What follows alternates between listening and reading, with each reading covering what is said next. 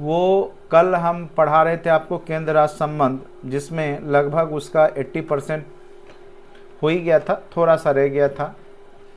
केंद्र राज्य संबंध में हमने आपको बताया था कि किस प्रकार से केंद्र और राज्य के बीच में 3 प्रकार के संबंध होते हैं। एक विधायी संबंधित, दूसरा कार्यकारी संबंधित और तीसरा वित्तीय संबंध। ठीक है, तो तीनों संबंध के बारे में हमने आपको अच्छे से चर्चा किया था। और आज जो बचा हुआ था वो मैं पहले चर्चा कर देता हूं, क्योंकि हम लोग जो है वित्तीय संबंध तक चर्चा कर लिए थे। अब है यहाँ पर केंद्र और राज्य के बीच में जो संबंध स्थापित का जो दौर है, यानी किस प्रकार से केंद्र और राज्य के बीच में संबंध स्थापित किए गए हैं। तो सबसे पहले हम लोग आज पढ़ेंगे जब देश आज़ाद हुआ उसके बाद क्या क्या कार्य हुए हैं। तो 1952 से 1967 के दौरान केंद्रीकृत संघवाद था, केंद्र का ज़्यादा महत्ता थी, कांग्रेस का वर्चस्व था। जब देश आज़ाद हुआ था उस समय एक ही पार्टी थी पूरे देश में जो वर्चस्व में थी, वो था कांग्रेस। जिन राज्यों में गैर कांग्रेसी सरकार थी उसमें राज्यपालों के माध्यम से दबाव दिया जाता था। तो ये भी है कि जब कांग्रेस की एक सत्ता थी, वर्चस्व था, तो उस समय राज्यपालों के माध्यम से जहाँ पे उसकी सरकार नहीं होती थी कांग्रेस पार्टी की, वहाँ पे दबाव दिया जाता था। जैसा कि एक एग्जाम्पल है 1959 में केरल के वामपंथी सरकार की बर्खास्तगी कर दी गई थी। तो यहाँ पर जो केंद्र और राज्य के बीच में जो संबंध खराब होने की बात हुई है वो 1959 से हुई है। वामपंथी सरकार की बर्खास्तगी कर दी गई थी केरल में। 1967 से 71 के दौरान आम चुनाव में कांग्रेस की स्थिति कमज़ोर हुई। 17 में से 9 राज्यों में गैर कांग्रेसी सरकार का गठन हो गया। फिर जाकर के राज्यों का पक्ष मजबूत हुआ। जब केंद्रीकृत पार्टी हारेगी चुनाव और उसका सत्ता कमज़ोर होगा, यानी 17 राज्य में से मात्र 9 राज्य में क्या हुआ कि गैर कांग्रेसी सरकार आ गया, यानी 8 ही राज्य में कांग्रेस था। तो उस समय जो राज्य थे उनका पक्ष मजबूत हुआ और राज्यों की स्वायत्ता का मुद्दा, यानी राज्य को स्वायत्ता हो, राज्य अपना निर्णय स्वयं ले, तो इसका मुद्दा जोर शोर से उठा और इसके लिए विभिन्न समितियां बनी। जैसे राज मन्नार समिति, पूछेगा क्या चीज़ से संबंधित है या कब रिपोर्ट आया, तो 1978 में आया था और यह केंद्र राज्य संबंध के बीच में जो है प्रशासनिक सुधारों की अनुशंसा से संबंधित है। 1971-77 का दौर, एकात्म संघवाद आया, इंदिरा गांधी की प्रभावशाली जीत हुई। संविधान संशोधन 42वां 1976 में, यह क्वेश्चन बहुत ही महत्वपूर्ण है। कई बार आपके एग्जाम में क्वेश्चन पूछे जा चुके हैं कि 42वां संविधान संशोधन कब हुआ। तो याद रखिएगा 42वां संविधान संशोधन 1976 में हुआ। ठीक है,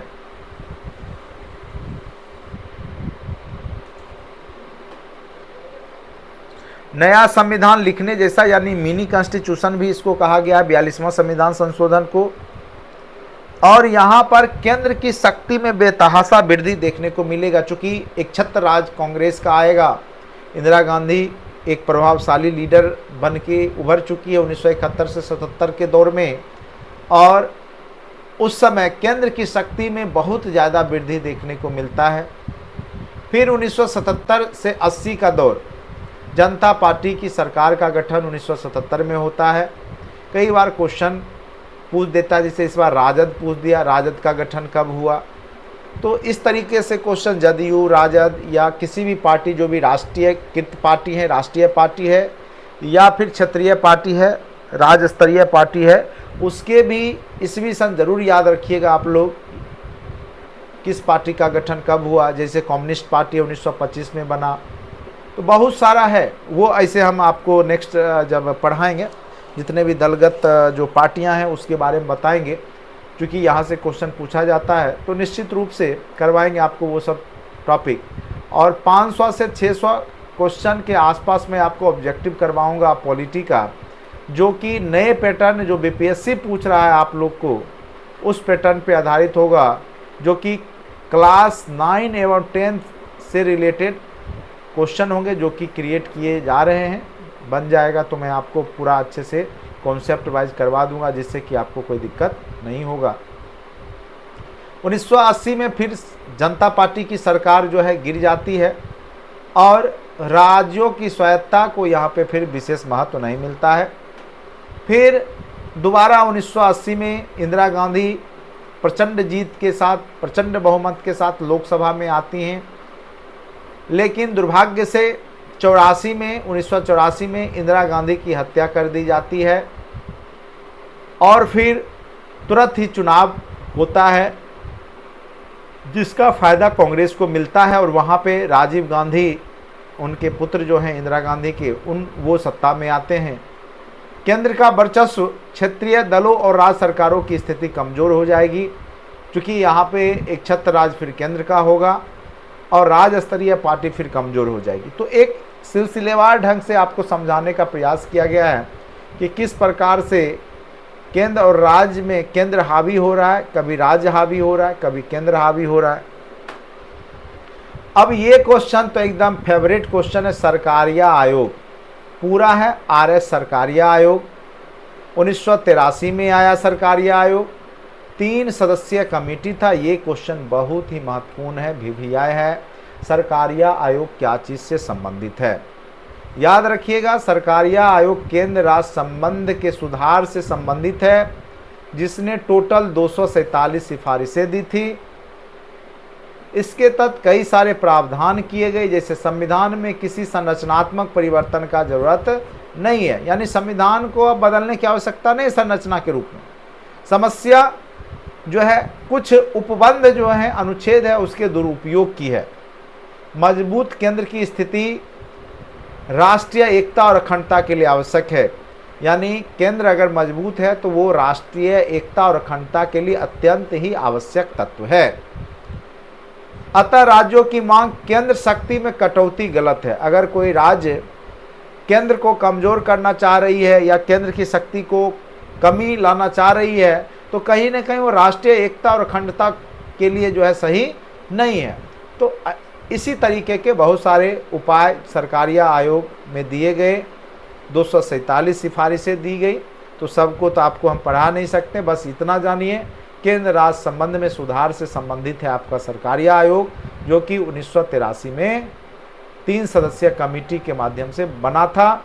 ये सब क्वेश्चन बहुत ही हिट लिस्टेड क्वेश्चन है, बीपीएससी का फेवरेट क्वेश्चन है, आपके एग्जाम में पूछे जा सकते हैं। अच्छा, मैथ देखिए, मैथ का लगभग सारे टॉपिक आपको वीडियो अवेलेबल है, इसीलिए मैथ अभी चलिए नेक्स्ट क्लास से मैथ को करेंगे, नेक्स्ट सैटरडे से मैथ के जितने भी देखिए, मैथ के क्वेश्चन ज़्यादा टफ पूछे नहीं जा रहे हैं, और जितना मुझे लगता है आपको हमने कंटेंट में वीडियो दे रखा है, और उससे बाहर भी क्वेश्चन नहीं रहता है।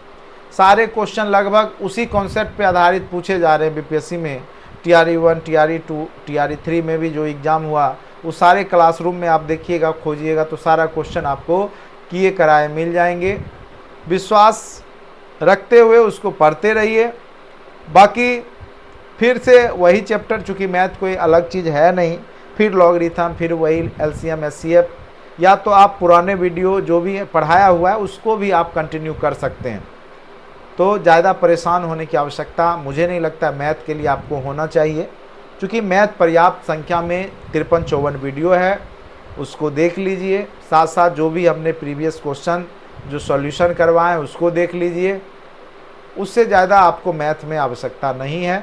बाकी आपकी इच्छा है, प्रैक्टिस जितना ज़्यादा से ज़्यादा कीजिए, और हम भी क्वेश्चन करवाएंगे।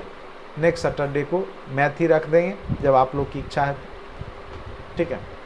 कुछ टॉपिक मैं इसलिए अभी पढ़ा रहा हूँ जो टॉपिक हमने आपको टीआरई 2-3 में नहीं पढ़ाया था। अब चाह रहा हूँ कि मैं वो भी आपको पढ़ा ही दूँ, जिससे कि आपको कहीं एक आध क्वेश्चन कहीं देखने को मिल जाता है, तो आपका फंसे नहीं। और हर एक बार मैं नया टॉपिक पढ़ाता हूँ और संयोग से आप देखिएगा फिर वही सब टॉपिक से आपके एग्ज़ाम में क्वेश्चन पूछे जाने लगते हैं। ठीक है, आप अनुभव करेंगे।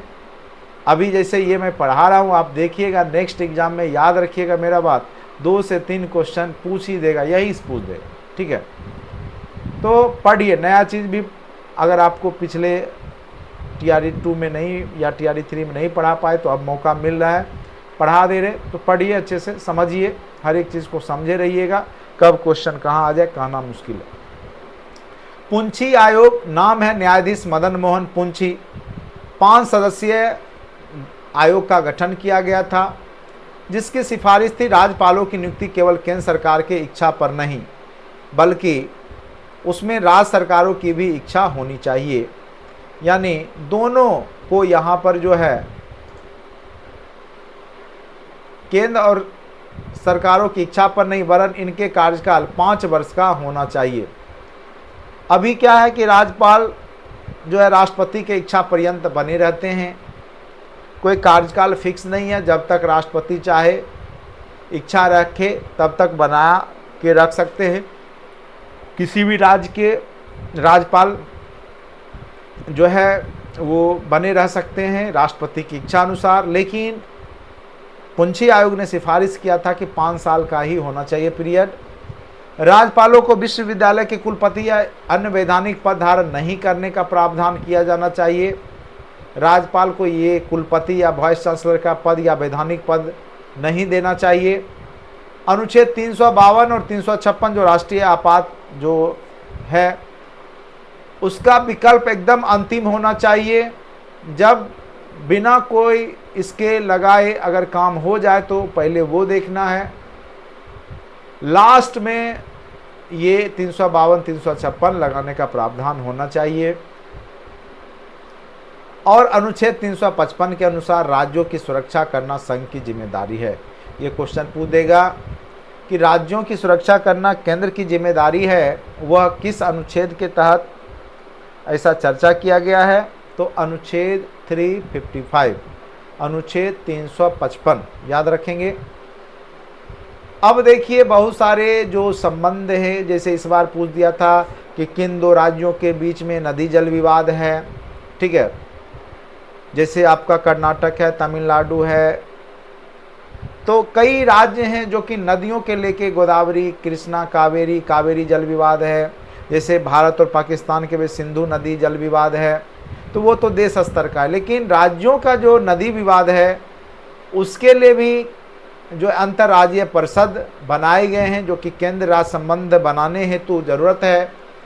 तो राज्य के बीच उत्पन्न विवादों की जांच करना और उसको सलाह देना इनका काम है। जैसे अंतर्राज्यीय नदी जल विवाद, संसद को नदी जल विवाद को सुलझाने हेतु विशेष निकाय गठित करने की शक्ति प्रदान की गई है।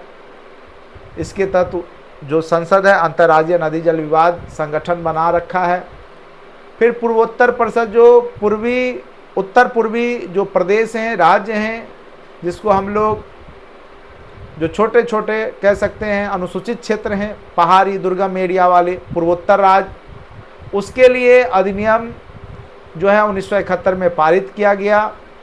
और इसमें पूर्वोत्तर परिषद जो इसमें है, इसमें कुल सदस्यों की संख्या 8 है। कई बार पूछेगा जो पूर्वोत्तर परिषद है, यानी जो उत्तर पूर्वी राज्य हैं उनका जो संघ है, संगठन है पूर्वोत्तर परिषद, उसमें कुल कितने सदस्य हैं? तो याद रखिएगा 8 सदस्य है।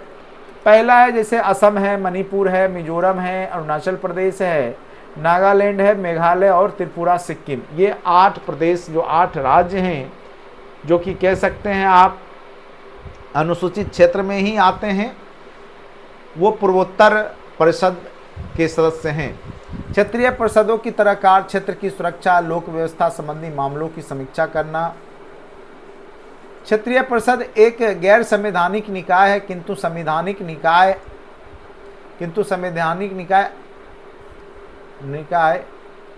है, सांविधिक निकाय, सॉरी, देखिए गैर संवैधानिक मतलब संविधान में चर्चा नहीं है, लेकिन सांविधिक यानी कानून बना करके इसको संवैधानिक रूप से निकाय बनाया गया है। सांविधिक, देखिए एक शब्द यहाँ पे थोड़ा सा यहाँ पे लिखा हुआ यह एक गैर संवैधानिक निकाय, यानी संविधान में इसकी चर्चा नहीं है, लेकिन यह देश के द्वारा मान्यता प्राप्त संगठन है क्षेत्रीय परिषद, जिसका कार्य राज्यों के बीच पारस्परिक संवाद कायम करना और राज्यों के आपसी विवादों को अपने स्तर पर सुलझाने का प्रयास करना है। इसका गठन राज्य पुनर्गठन आयोग 1956 के, देखिए ये भी क्वेश्चन पूछ देगा, राज्य पुनर्गठन आयोग की स्थापना कब हुई आयोग का, तो 1956 में भाग 3 के माध्यम से क्षेत्रीय परिषदों के गठन की बात की गई है। तो ये थे केंद्र राज्य संबंध से संबंधित टॉपिक। तो कई बार क्षेत्रीय परिषद से भी पूछ देता है, पूर्वोत्तर परिषद से भी पूछ देगा, अंतर्राज्यीय जल विवाद से इस बार से क्वेश्चन पूछ दिया था।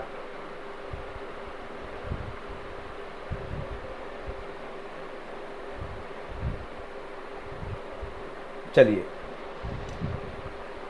अब हम लोग एक नया टॉपिक पढ़ने वाले हैं और फिर यहाँ से 2 क्वेश्चन फिक्स रखिए जो टॉपिक अभी पढ़ाएंगे हम। चूँकि मुझे पता है इन टॉपिक से ही बीपीएससी पूछता है, इसीलिए आप लोग जो है जो टॉपिक में बोलता रहता हूँ कि ये पढ़िए यहाँ से क्वेश्चन आएगा, तो मैं ऐसे नहीं बोलता हूँ। मुझे एक लंबा एक्सपीरियंस है, एक अनुभव है बीपीएससी के एग्ज़ाम का। इस आधार पे मैं आपको बताता हूँ कि यहाँ से निश्चित रूप से क्वेश्चन पूछे जाएंगे। जैसे इस बार यहाँ से जो क्वेश्चन पूछा, मैं पहले ही आपको बता दूँ, इस बार के जो क्वेश्चन पूछे गए थे, ये क्वेश्चन था 73वां संविधान संशोधन के तहत जो पंचायती राज व्यवस्था आया, कब आया था अधिनियम, तो 1992 में आया था। यही क्वेश्चन आपको पूछे गए थे। अब इसको हम अच्छे से आपको समझाने का प्रयास करते हैं।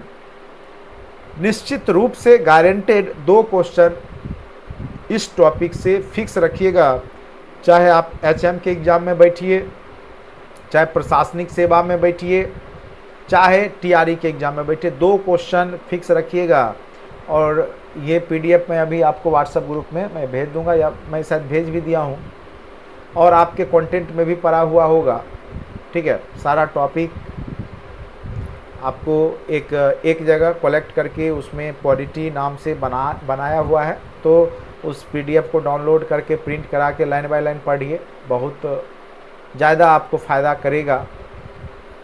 चलिए आज फिर चर्चा करेंगे स्थानीय स्वशासन।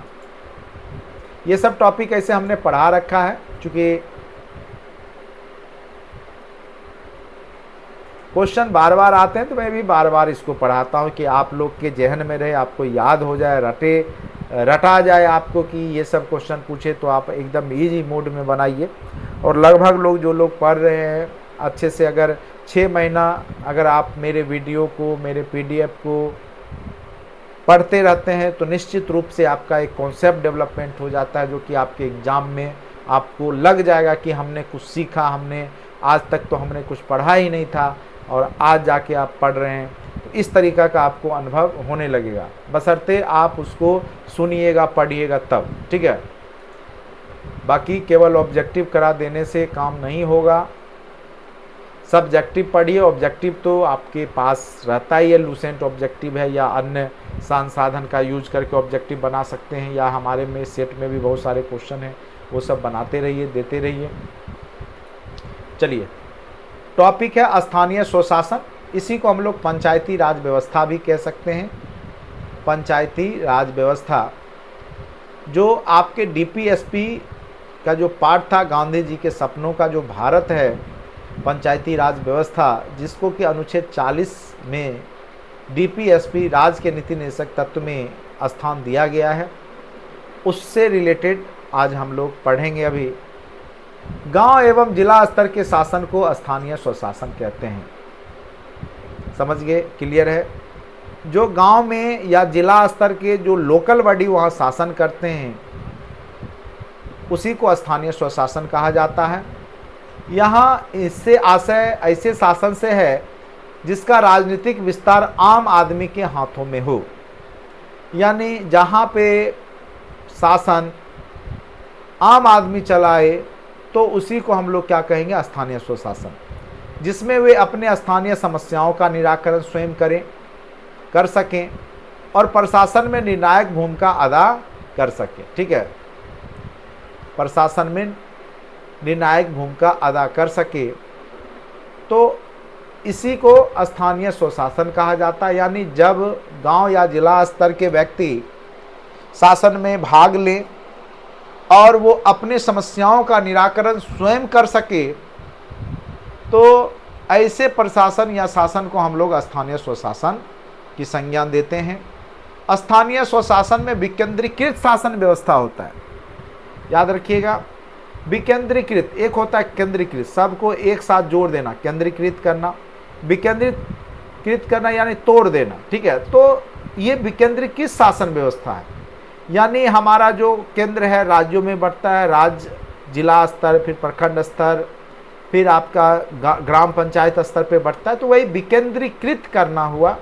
तो स्थानीय स्वशासन में विकेंद्रीकृत शासन व्यवस्था और सहभागिता मूलक लोकतंत्र का आदर्श अंतर्निहित है।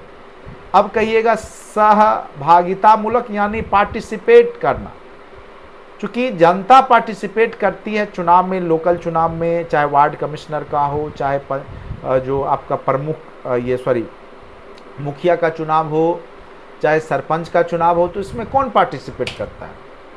लोकल बॉडी, जो लोकल लोग हैं सहभागिता निभाते हैं। तो इसीलिए सहभागिता मूलक लोकतंत्र का आदर्श आपको यहाँ पे दिखाई देगा स्थानीय स्वशासन में।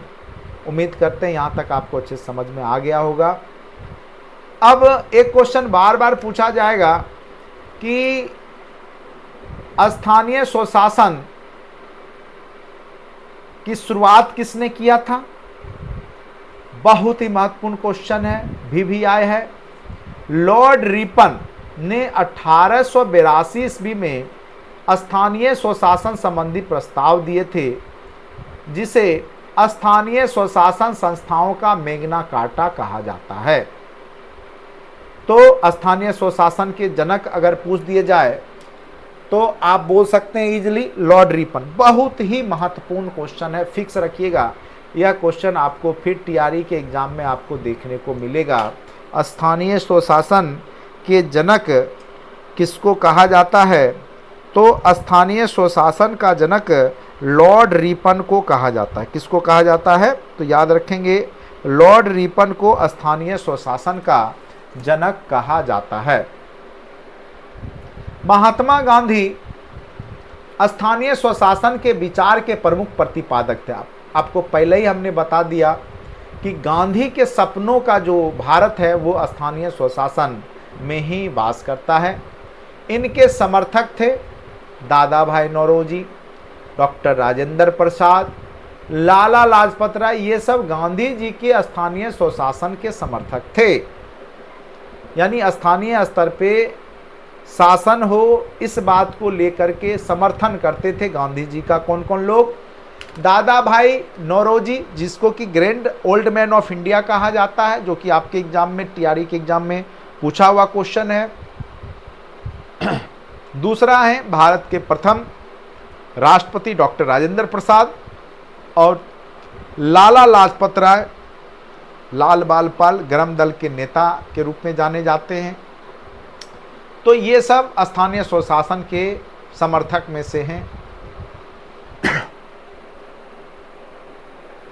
अब है विरोधी। स्थानीय स्वशासन का विरोध कौन करते थे? तो याद रखिएगा भीमराव अंबेडकर, जो कि भारतीय संविधान के पिता हैं, संविधान बनाने में इनकी भूमिका है। ये स्थानीय स्वशासन के खिलाफ थे। क्यों? तो इनका मानना था स्थानीय स्तर पे सामंती व्यवस्था है और पुरुषवादी मानसिकता या जातिवादी सामाजिक ढांचा है, जिस कारण से जो स्थानीय स्तर पर है, जो कमजोर दलित पिछड़े लोग हैं, वो चुनाव में जीत नहीं पाएंगे और फिर उनकी भागीदारी वहाँ पे नहीं हो पाएगी और उनका शोषण होता ही रहेगा। ऐसा मानना भीमराव अंबेडकर का है और इनका मानना कोई गलत नहीं था। आज भी आप देखिएगा कि चुनाव हो, कहीं भी लोकल ग्रामीण स्तर पे हो या जिला स्तर पे हो, तो सामंती जिनके पास ज़मीनें हैं, पूंजीपति लोग हैं, जिनके पास पैसे हैं, वही चुनाव को जीतने में सफल हो जाते हैं। और जाति जिनकी संख्या, या कह सकते हैं बिहार की राजनीति या देश में भी जातिवादी मानसिकता बहुत ज़्यादा है, और जाति की राजनीति के इर्द गिर्द ही बहुत सारे राज्य का चुनाव घूमता रहता है। तो ये बात भीमराव अंबेडकर अच्छे से समझ रहे थे, इसीलिए वो इसका विरोध करते थे। तो कई बार पूछेगा कि स्थानीय स्वशासन के विरोधी कौन थे, तो याद रखिएगा भीमराव अंबेडकर जो हैं वो स्थानीय स्वशासन के विरोधी थे। ठीक है, ये सब क्वेश्चन पूछ सकता है बीपीएससी।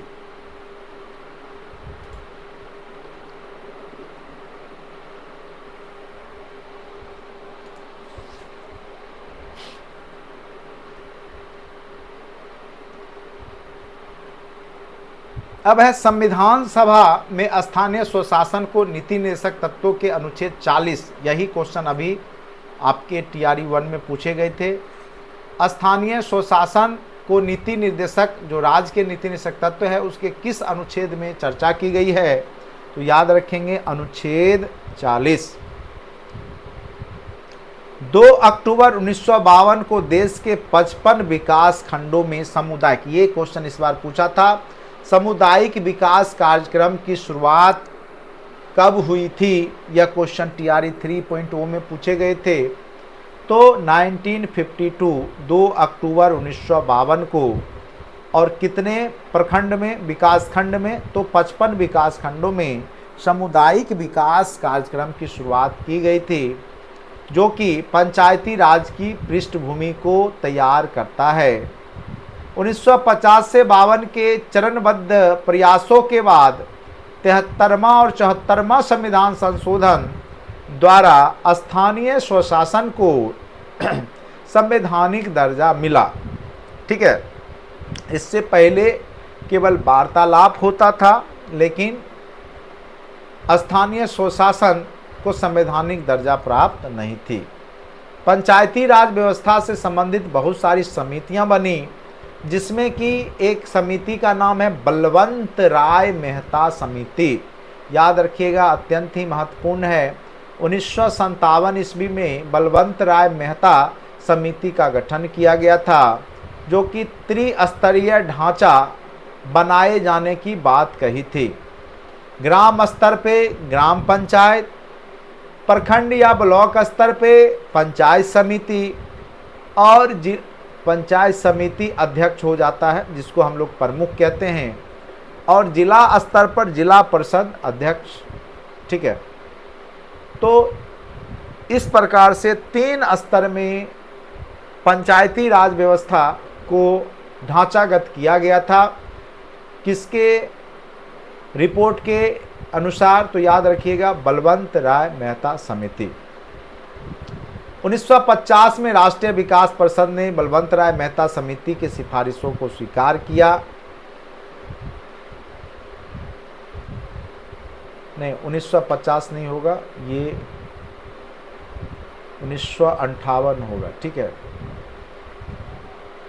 2 अक्टूबर 1959 को नागौर, जो कि राजस्थान में है, तत्कालीन प्रधानमंत्री पंडित जवाहरलाल नेहरू द्वारा देश की पहली त्रिस्तरीय पंचायत का उद्घाटन किया गया।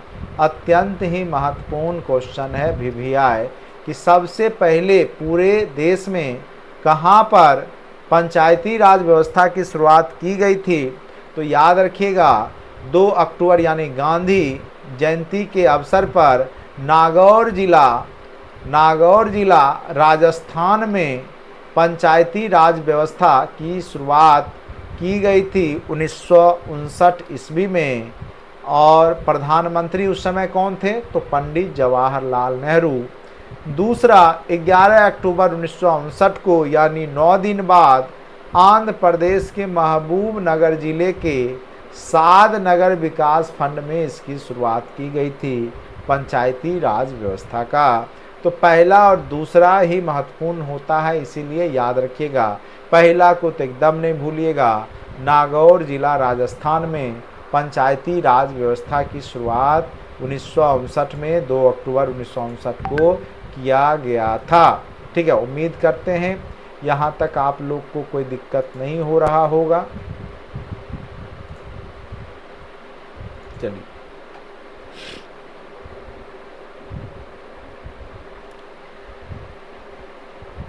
विभिन्न समितियां हैं, उसमें फिर दूसरी समिति का नाम है अशोक मेहता। देखिए, बलवंत राय मेहता में 3 नाम का 3 लेटर है। पहला बलवंत राय मेहता, तो त्रिस्तरीय समिति का गठन या जो ढांचा बनाने की बात किसने कही थी? तो बलवंत राय मेहता ने कही थी, याद रखिएगा। दूसरा समिति है अशोक मेहता समिति। दूसरा समिति का क्या नाम है? अशोक मेहता समिति। तो अशोक और मेहता 2 है, तो 2 ही द्विस्तरीय। दिसंबर 1977 में जनता पार्टी की सरकार के द्वारा एक समिति गठन किया गया अशोक मेहता की अध्यक्षता में, इसलिए इसका नाम रखा गया अशोक मेहता समिति। 1978 में इसने रिपोर्ट दिया, द्विस्तरीय मॉडल पेश किया, पहला पंचायत स्तर पर और दूसरा जिला स्तर पे, प्रखंड स्तर पे इसने चर्चा नहीं की। तीसरा नाम है जीवी के राव समिति का गठन राजीव गांधी के सरकार के समय में योजना आयोग द्वारा किया गया। इसकी अध्यक्ष जीवी के राव थे, अध्यक्षता कर रहे थे। 1985 में गठन किया गया था। इसमें योजना के विकेंद्रीकरण की बात की गई, जो भी योजनाएं हैं उसको विकेंद्रीकृत किया जाए, पंचवर्षीय योजनाओं को। पंचायती राज में जिला परिषद को नियोजन और विकास कार्यक्रमों के उचित प्रबंधन का मुख्य निकाय बनाया जाए, यानी जिला परिषद लेवल पे जो विकेंद्रीकरण शासन है उसको लाया जाए और जो भी कार्यक्रम है, योजना है, उसको उस स्तर से क्रियान्वयन किया जाए। ऐसा रिपोर्ट में जीवी के राव समिति ने अपना सुझाव दिया था। उसके बाद एक आया लक्ष्मी मल सिंघवी समिति। ठीक है, देखिए ये सब बस बातचीत हो रहा था, लेकिन संविधान में अभी तक जो है उसको लिखित रूप से, संवैधानिक रूप से अभी तक पंचायती राज व्यवस्था को नहीं लाया गया 1985 तक। अब आएगा लक्ष्मी मल सिंघवी समिति। ये क्या कहते हैं? विकेंद्रीकरण की व्यवस्था पर पुनः जोर देते हुए उन्होंने 1986 में राजीव गांधी सरकार द्वारा लक्ष्मी मल सिंघवी की अध्यक्षता में एक समिति का गठन किया गया। पंचायती राज व्यवस्था को संवैधानिक दर्जा दिया जाना चाहिए, नहीं तो राज अपना मनमानी करेगा। ठीक है, तो पंचायती राज व्यवस्था को संवैधानिक दर्जा देने का काम की चर्चा लक्ष्मी मल सिंघवी ने किया। और इसी के तहत आप देखेंगे कि 73वां संविधान संशोधन अधिनियम 1992 में आया, जो कि आपके TRE 3 में क्वेश्चन पूछे गए थे, अगर मैं गलत नहीं हूं तो। आप लोग को पता होगा, जो लोग दिए होंगे उनको। त्रिस्तरीय ग्राम खंड और जिला पंचायत की गठन जो बलवंत राय ने सिफारिश की थी, उसको पुनः लक्ष्मी मल सिंघवी ने भी सिफारिश कर दिया। और फिर इन्हीं के सिफारिश से 73वां संविधान संशोधन 1992 में हुआ। उस समय तत्कालीन प्रधानमंत्री PV नरसिम्हा राव थे। 24 अप्रैल 1993 को 73वां संविधान संशोधन लागू हो गया। इसीलिए हम लोग 24 अप्रैल को राष्ट्रीय पंचायत दिवस के रूप में मनाते हैं। कई बार पूछेगा कि राष्ट्रीय पंचायत दिवस किस तिथि को मनाया जाता है, तो याद रखिएगा 24 अप्रैल को राष्ट्रीय पंचायत दिवस मनाया जाता है। इस अधिनियम संशोधन द्वारा संविधान में भाग 9 जोड़ा गया था। ठीक है, तो कई बार क्वेश्चन पूछेगा आपको कि 73वां संविधान संशोधन में केमा भाग जोड़ा गया था। ठीक है, तो भाग 9 जोड़ा गया था पंचायती राज अधिनियम के लिए। मूल संविधान में भाग 9 के अंतर्गत पंचायती राज से संबंधित उपबंधों की चर्चा अनुच्छेद 243 में की गई है। भाग 9 में पंचायतें नामक शीर्षक के तहत 243 से 243(9) यानी क से लेकर 243(9) तक टवर्गी 9 है, पंचायती राज व्यवस्था का उपबंध है। ठीक है, और अगर अनुसूची पूछेगा तो वह अनुसूची है 11वां अनुसूची। 73वां संविधान संशोधन के माध्यम से संविधान में कितने अनुसूची को जोड़ा गया था? तो याद रखिएगा 11वां अनुसूची। और इसके तहत पंचायतों के लिए 29 विषय की सूची दी गई थी, जैसे कृषि, भूमि विकास, भूमि सुधार क्रियान्वयन, चकबंदी, भूमि संरक्षण, सिंचाई, पशुपालन, इन सब के सुधारों की बात की गई। एग्जाम्पल हमने दिया है विषय में, 29 विषय लिखा नहीं, कुछ एग्जाम्पल दे दिया है। पंचायतों की संरचना, वैसे राज्य जिनकी जनसंख्या 20 लाख से अधिक है तो देखिए, जो राज्य जिसकी जनसंख्या 20 लाख से अधिक है उसमें त्रिस्तरीय पंचायती राज व्यवस्था रहता है, यानी ब्लॉक स्तर पे, गांव स्तर पे और जिला स्तर पे। लेकिन जहां 20 लाख से कम आबादी है वहां द्विस्तरीय ही होता है, ये भी याद रखिएगा। अब देखिए, ग्राम स्तर पे संरचना ग्राम पंचायत होता है, जिसके प्रधान मुखिया होते हैं। मुखिया याद रखिएगा, प्रधान या मुखिया होते हैं। चुनाव प्रत्यक्ष रूप से जनता के वोटों से होता है। खड़े होने के लिए कम से कम 21 वर्ष आयु चाहिए होता है। वोटर की आयु 18 वर्ष होती है। वोटर की आयु कितनी होगी? 18 के बाद ही आप दे सकते हैं, 18 प्लस, और चुनाव आप 21 प्लस में लड़ सकते हैं। ये भी क्वेश्चन पूछा हुआ है। ब्लॉक स्तर पे जो संरचना जो आपका है, पंचायत समिति होते हैं, सदस्य होते हैं प्रत्येक पंचायत के, वो सब मिलके अधिकारी इसका जो होता है वो प्रमुख होता है। मुखिया, सरपंच, ये सब अधिकारी गांव के ही होते हैं। इसका प्रमुख होता है किसका? तो प्रखंड स्तर पे इसका अप्रत्यक्ष रूप से चुनाव होता है। जो ग्रामीण स्तर पे पंचायत सदस्य बनते हैं वही चुन करके प्रमुख का चुनाव करते हैं, ठीक है।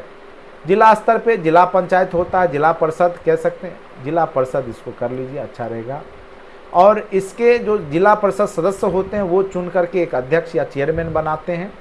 तो इस प्रकार से बिहार में त्रिस्तरीय पंचायती राज व्यवस्था है। अब देखिए, बिहार से रिलेटेड क्वेश्चन भी यहाँ से निश्चित रूप से एक आध क्वेश्चन बार बार पूछे ही जाते हैं।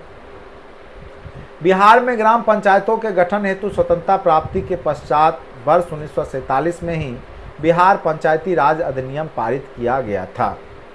24 अप्रैल 1993 को भारतीय संविधान के 73वें संविधान संशोधन के परिप्रेक्ष्य में बिहार में भी पंचायती राज प्रणाली की संकल्पना को अत्यधिक प्रभावी बनाने के लिए बिहार पंचायती राज अधिनियम 1993 पारित किया गया। बिहार पंचायती राज अधिनियम कब लागू हुआ? तो याद रखिएगा 2006। अत्यंत महत्वपूर्ण क्वेश्चन भी है, ठीक है। और मार्च 2010 की स्थिति के अनुसार बिहार में अभी 38 जिला है, 531 पंचायत समितियां हैं और 8,442 ग्राम पंचायतें मौजूद हैं। तो इस प्रकार से आपके एग्जाम के लिए महत्वपूर्ण टॉपिक जो कि पंचायती राज व्यवस्था है, 2 क्वेश्चन मिनिमम, एक तो रहेगा ही, 2 क्वेश्चन यहाँ से हम लोग मानते रहते हैं कि बीपीएससी पूछते आया है तो पूछेगा आपको। पंचायती राज व्यवस्था, स्थानीय स्वशासन, चाहे प्रमुख से रिलेटेड हो, चाहे जिला परिषद अध्यक्ष से हो, चाहे मुखिया से हो, चाहे जो 29 जो विषय है उससे रिलेटेड हो, या फिर 243 जो अनुच्छेद है उससे रिलेटेड हो, बलवंत राय मेहता समिति से हो, केमा संविधान संशोधन है 73वां उससे हो, 74वां नगर पंचायत से है या नगर परिषद से है। तो ये सब आप लोग अच्छे से उम्मीद करते हैं समझ गए होंगे, और निश्चित रूप से आपके एग्जाम के लिए ये टॉपिक महत्वपूर्ण है और फायदेमंद रहेगा, ठीक है।